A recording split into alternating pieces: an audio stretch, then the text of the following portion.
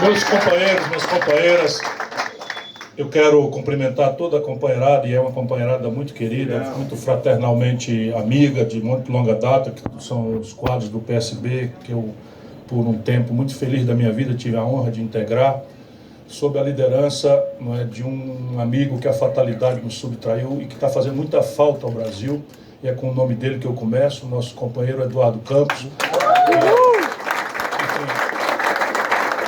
Me trouxe de volta para a luta política e agora o Lupe faz esse resgate novamente.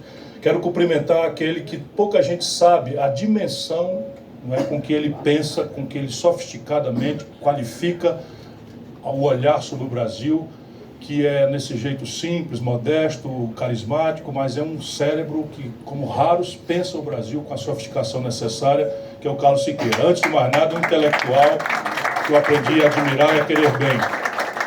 Quero, na mesma linha, cumprimentar esse outro companheiro, prefeito que já foi de São Vicente, muitos anos atrás, muito jovem, já visionariamente percebia o drama do jovem, da falta de alternativa do jovem, que acaba virando presa fácil do gavião do narcotráfico. E o Márcio França tem políticas pioneiras ali em São Vicente que o qualificaram para virar esse quadro nacional que chega a governar o grande estado de São Paulo e que hoje, não é, pode nos liderar numa vitória que terá repercussão histórica para a cidade de São Paulo, que precisa muito, não é, e para o Brasil, que virá a partir desse estado locomotiva da nação, não é, um caminho novo sendo construído por entre os ódios que reduzem a percepção da vida. Quero cumprimentar os nossos líderes no parlamento, não é? Nosso companheiro Molon, que nos enche de orgulho, liderou a oposição até recentemente. É um quadro desses que a gente vai ouvir falar ainda por muitos anos, porque tem a decência, o preparo, a qualificação, a disposição para o trabalho, a fidelidade, a coragem, que são atributos de um grande líder, de um homem de Estado, que estão rareando na vida brasileira. E no mesmo passo, embora em casa os elogios precisem ser menores, esse jovem talento pernambucano, Volney Queiroz. E por falar em Pernambuco, abraço com muita alegria o nosso governador Paulo Câmara, meu querido amigo. Estou revendo aqui.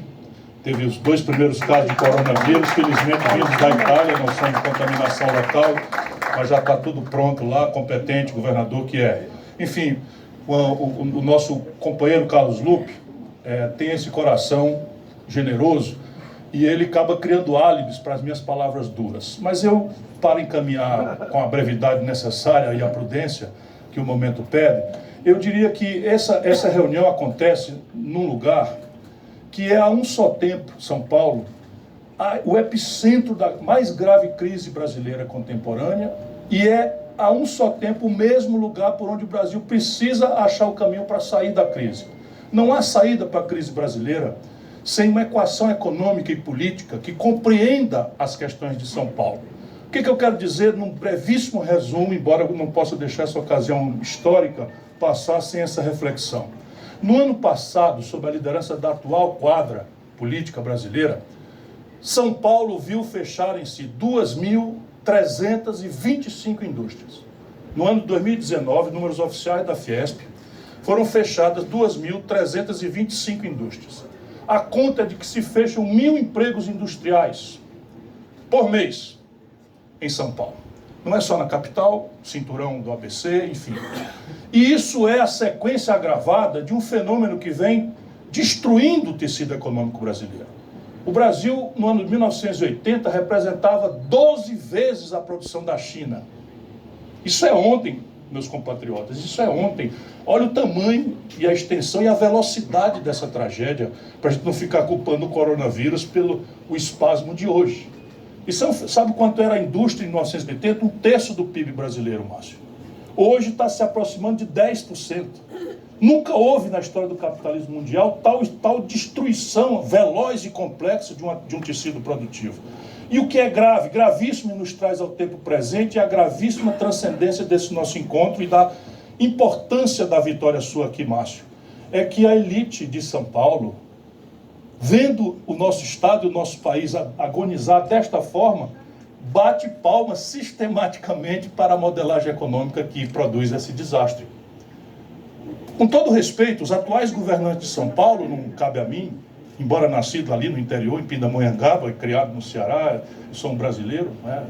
que pegou o pau de arara no caminho inverso. Não é a minha reflexão hoje criticar as lideranças de São Paulo, mas, francamente, dizer amém a um projeto, a um modelo econômico que destrói e que produz aquilo que nós conhecemos, que é o desemprego em massa, que é a informalidade absolutamente agravada, sem precedentes, em que metade dos brasileiros são obrigados a viver com R$ 413 por mês, enquanto se culpa os encargos sociais sobre o trabalho ou o próprio custo do trabalho, como se isso fora a responsabilidade dessa tragédia. Ora, o salário hora chinês já é mais alto do que o salário hora brasileiro.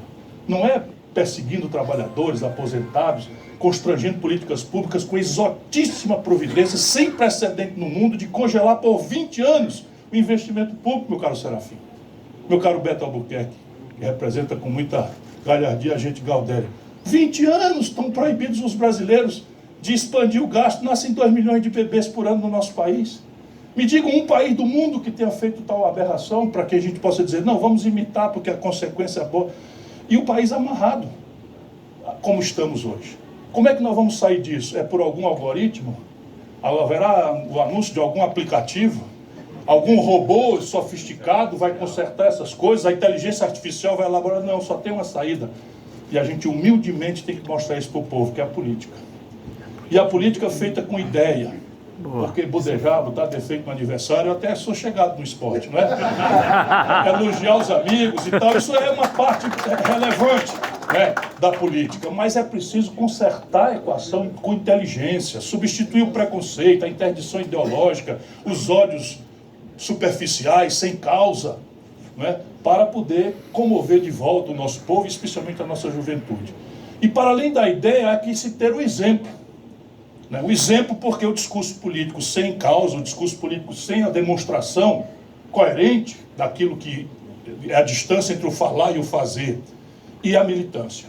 Pois essas três virtudes, elas se consolidam em Márcio França, a quem eu conheço de longa data, parlamentar experiente, prefeito municipal experiente, governador de estado experiente, tem uma habilidade que um dia, na outra encarnação, ainda conseguirei ser, que é o que o Lupe tem também, a habilidade do diálogo, da costura, da inteligência, da habilidade, da delicadeza, nunca quebrou a palavra num compromisso, enfim, tem todos os dotes. Nos lidere, seja prefeito dessa cidade, faça esse bem ao Brasil. Uhul!